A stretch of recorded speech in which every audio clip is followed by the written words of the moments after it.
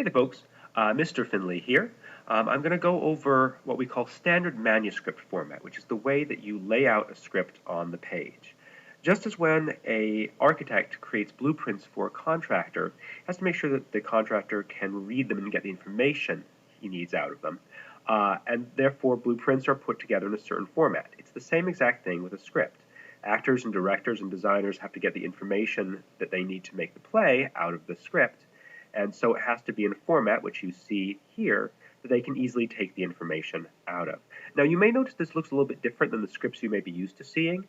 You may be used to seeing something that looks a little bit more like, say, this, where you've got the character's name and then a colon and then what they say, and then the stage directions are in parentheses. Sometimes they're in italics as well. That's what we call Samuel French formatting. And it's used a lot in scripts when they're given to actors or when they're published because it saves paper. You see how little room it takes up.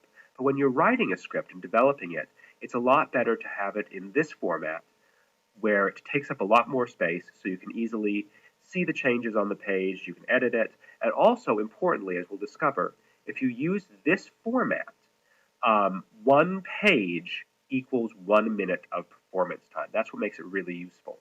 So a 10-page play equals a 10-minute play, or a 60-page play equals a 1-hour play. If you use a format like this, there's no telling how long a certain page is going to last. So that's part of the reason why we use this format. The other reason we use this format is that everyone knows it in the industry. And if you try to submit a script to a theater company and it's not in this format, they'll think, oh, this person never studied playwriting because this is the first thing that's taught in playwriting. They must not know how playwriting works and they will never read your play. It's a cruel truth, but there it is. So the first thing you're going to notice is that the font is always Courier New, size 12. Now, I'll be honest with you, I hate Courier New size 12. I think it looks old-fashioned. But the thing about it is that it's what's called a fixed width font, which means that no matter what characters you're typing, it's going to take up the same amount of space on the page, which is what leads to that 1 page equals 1 minute rule. So the top of the script, when you first start it, you'll have the name of your play or your scene, you'll underline it, and then your byline, who wrote it. And the next thing you'll have, just the very beginning of a scene or of a play, is this little block here that sets up the setting. And you'll see it's over on it's aligned to the right side, and it goes to about the middle of the page. And in this block, you just describe what's on stage when the lights come up. We sometimes use the phrase at rise, which means when the curtain rises or when the lights come up. So it's just a quick little block that describes what we actually see on stage whenever the scene starts. If we don't know that, and you just dive into the dialogue here, or the action, the actors and the director won't know, well, what's on stage? Who are these people? Is there someone else on there who's not even being mentioned? So you always start with the block like this. Then we get into the dialogue. Now, whenever you have dialogue, you're going to have the character's name speaking, and it's going to be all in caps, all capitalized like this, and then what they say goes on the line immediately after. So Reginald, and then what he says. Now, his name, it may look like their names are centered. They're not. They're 5 tabs in. So you would hit tab 5 times, type the character's name, and then on the next line would be what they say. And then you'd skip a line. See, there's this one blank line here, and then the next person's name and that. Here, in this case, we've decided, oh, we want to give the actress playing Margaret a note about how to say this line. This is called an actor direction, not a stage direction. That's different.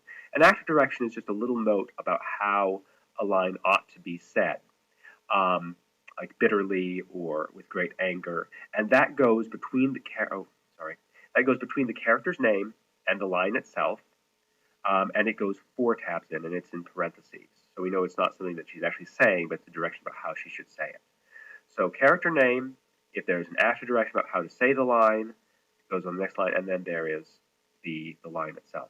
Notice there's no additional spacing here. Sometimes your word processor is going to want to double space things and put in like extra space here, extra space here. That's way too much space. It makes it really hard to read. So make sure that it's always character name, and then what they say immediately thereafter, unless you've got a actor direction in here. So that covers dialogue. And just as a quick note, dialogue, their names are 5 tabs in, but then the dialogue itself starts over here at the left margin and goes all the way across the page. And if, like in this one, it keeps on going, gets to this margin, just keeps on going to the next line. So that deals with dialogue. That's pretty simple. The other thing in a script are going to be the stage directions. This is just a little bit more complicated. Stage directions are put in parentheses before and after,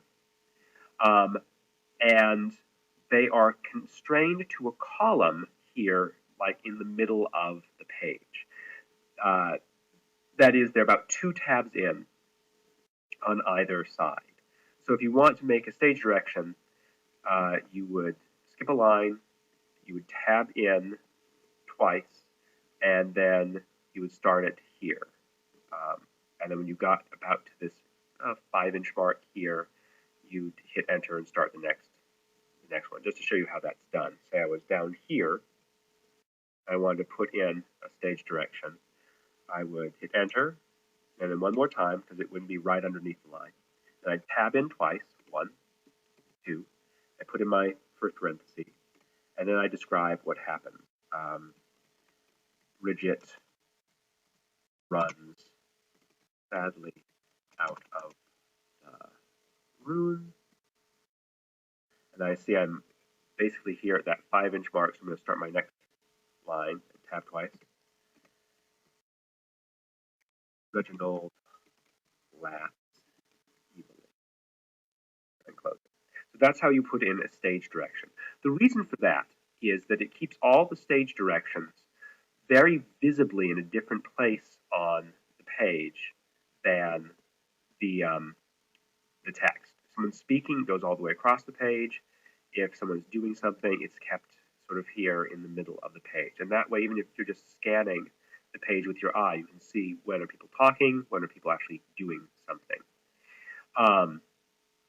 One other quick thing, in stage directions, the characters' names are always capitalized, just like they would be here as when it says someone's speaking, but they're not capitalized when someone's actually talking. So, for example, this is normal, Bridget, but in stage direction, it's all capitalized like that. So that's really the basics of formatting. It may seem complicated to begin with, but once you get used to it, it becomes really simple. And the good thing about it is that you can see there's a lot of white space on this page. So when you think, oh, I have to write 2 pages of a script today, that may seem daunting. And if you were trying to write 2 pages in this format, it would be so much. But you'll discover that 2 pages in this format flies by because there's so much white space on the page. And that's the way it's supposed to be. So you now know the secrets of manuscript format. It's going to be very useful. We're going to be doing all of our writing and playwriting in this format because it is the standard. And that should be that.